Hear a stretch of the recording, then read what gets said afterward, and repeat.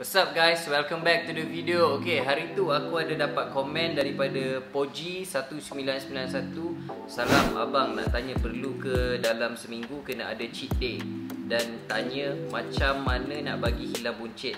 Mohon pencerahan. So hari ni aku decide untuk buat video berkenaan perlu ke cheat meal masa diet. Jom.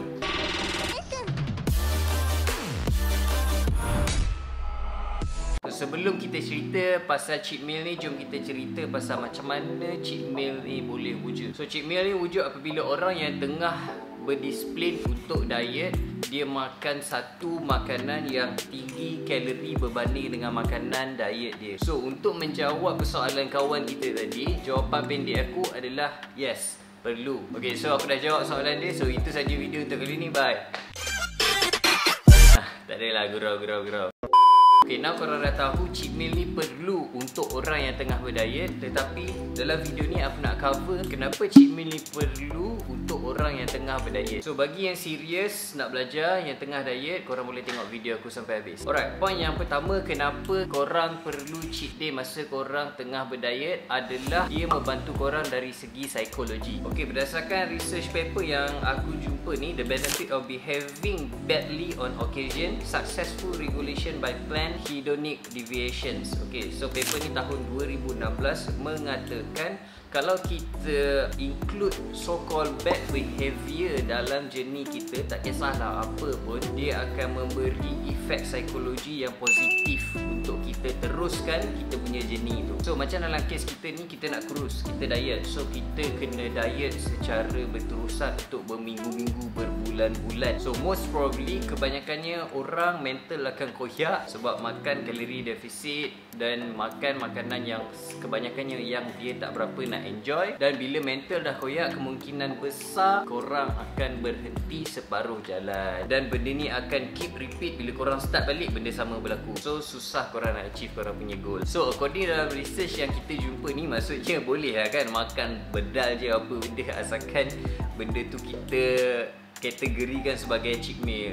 Pergi mana-mana makan, takat gambar hashtag cheat meal. Tak, bukan macam tu. So dalam research ni juga, dekat bawah abstract tu aku ada nampak dia mengatakan as long as it is planned. Yes, memang betul korang boleh cheat meal, tapi korang kena plan. Korang tak boleh makan sesuka hati. So kalau korang makan sesuka hati, dia akan memberi efek yang negatif pula dekat diet korang. So yang tu yang kita tak nak. So kalau korang rasa aduh leceh lah, cheat meal pun nak kena plan, dah diet so susah, diet nak kena plan, cheat meal pun nak kena plan. Okay, korang tunggu sekejap lagi aku akan ceritakan dekat korang macam mana cara yang senang untuk kita plan di punya cheat meal. Alright, point yang nombor 2, kenapa korang perlu include cheat meal dalam diet korang adalah mengurangkan hormon leptin dalam badan. Okay, yang ni sains sikit, so korang jangan bosan dulu untuk dengar, belajar benda baru. So aku akan terangkan secara ringkas berkenaan dengan hormon leptin ni supaya korang mudah faham, tak terlalu drag, terlalu panjang. Okay, hormon leptin ni ada kaitan dengan kita punya selera makan. Bila hormon leptin ni dia kurang, selera makan korang menjadi tak terkawal dan korang mula start untuk craving macam-macam. Semakin lama korang diet, hormon leptin ni akan semakin berkurangan. Kalau ada antara korang yang dah start diet untuk jangka masa yang agak lama dan korang dah start experience benda yang macam ni, rasa susah nak kawal selera makan. Bila makan je nak makan banyak, lepas tu craving macam-macam. So mungkin benda ni berlaku dekat dalam badan korang. Alright, point yang seterusnya kenapa korang perlu include cheat day dalam korang punya diet adalah membantu untuk maintain korang punya metabolism. Alright, benda ni actually benda normal berlaku bila korang dah start diet.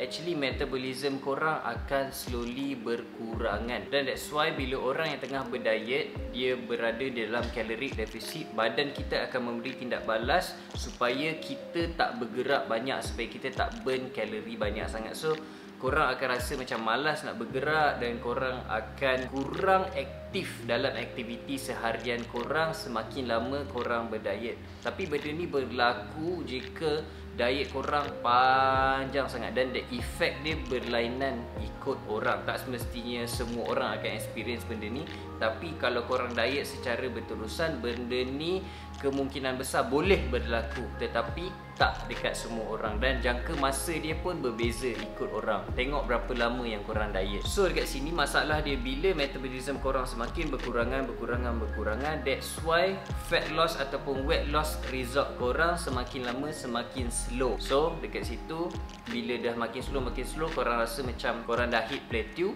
dan korang rasa macam dah tak ada result dah tak tahu nak buat apa. Benda ni boleh berlaku. So point yang seterusnya adalah maintain energy korang. Okay, yang ni especially untuk orang yang rajin workout. Dan bila korang berdiet, benda yang akan berkurang juga adalah tenaga muscle korang. So dalam bahasa sains dia kita panggil muscle glycogen. So benda ni akan menyebabkan performance korang masa korang workout dekat gym, cardio ke, kat rumah ke, akan berkurangan. Dan korang rasa tak best nak workout, dah tak enjoy, tenaga pun tak berapa nak ngam, mood pun tak okey. So dengan cheat meal korang boleh gain balik masa glycogen korang, memberi tenaga dekat masa korang untuk korang perform better dekat gym. Boleh juga improve korang punya mood sebab korang rasa best workout, tak ada rasa letih, lemau semacam. Tapi bukan sebarang makanan yang kita boleh ambil untuk dapat benefit ni. So ada jenis makanan-makanan yang korang kena consume untuk korang dapat benefit ni. Kejap lagi aku cerita. Dengan include cheat meal dalam diet korang, so kita dapat settlekan masalah-masalah tadi dengan nombor satu, membantu korang dari segi psikologi. So lepas dapat makanan yang best dan korang, mood korang pun jadi okey, dan korang akan consistent go back on track dengan korang punya diet dan juga korang punya workout. Nombor dua, regulatekan balik hormon leptin korang dan dapat mengawal selera makan korang balik bila korang dah go back on track untuk diet korang. Yang ketiga, membantu dalam maintainkan korang punya metabolism supaya dia tak drop terlalu banyak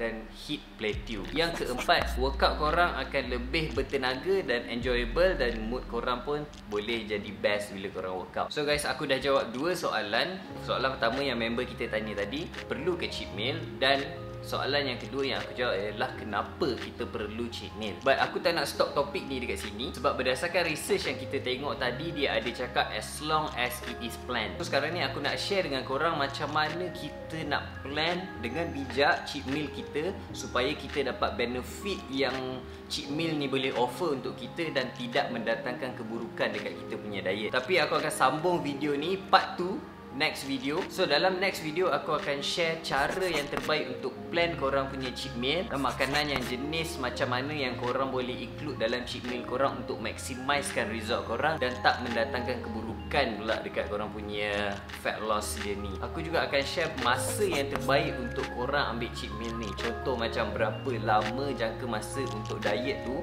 dan baru korang boleh consume korang punya cheat meal. Aku akan cerita dekat next video. Alright guys, itu saja video untuk kali ni. Jangan lupa like this video. Kepada yang dah subscribe, terima kasih banyak sebab support aku. Kepada mereka yang belum subscribe lagi, korang boleh consider untuk subscribe kalau video ni bagi manfaat dekat korang.